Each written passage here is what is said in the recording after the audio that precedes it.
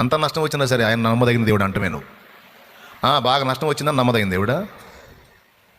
అన్ని కష్టాలైనా సరే ఆయన నమ్మదగిన దేవుడు. అక్కడే పరీక్షింపబడతాడు భక్తుడు. హల్లెలూయా.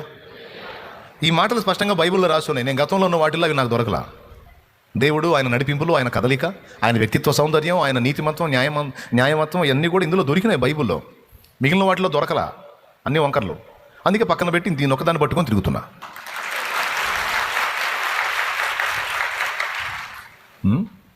నాకు ప్రతిదాని క్లారిటీ ఉంది ఇందులో. ప్రియమైన దేవుని బిడ్డలారా, నమ్మదగిన వాడు.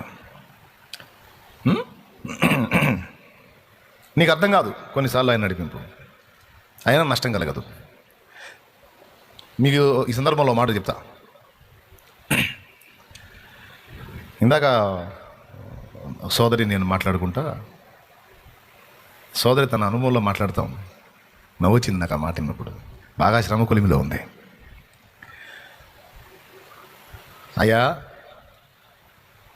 ఆయన మన కొరకు చాలా సిద్ధపరిచాడంట. అదంతా మనం సొంతం చేసుకోవాలని ఆయన ఆశ అంట. అదంతా సొంతం చేసుకోవాలంటే అందుకు తగ్గట్టు మనం సిద్ధపడాలంట. అర్థమైందా? అందుకేనమ్మా మీకు ఈ శ్రమలు అంటున్నాడు, అందుకే మీకు కొలిమి అంటున్నాడు.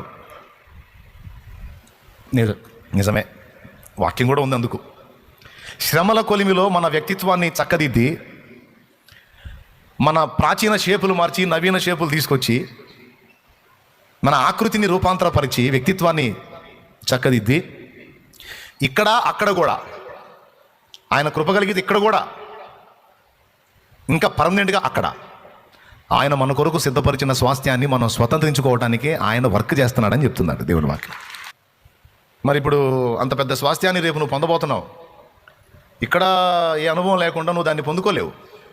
పొందుకున్నా సాతాను పోగొట్టుకుంటావు.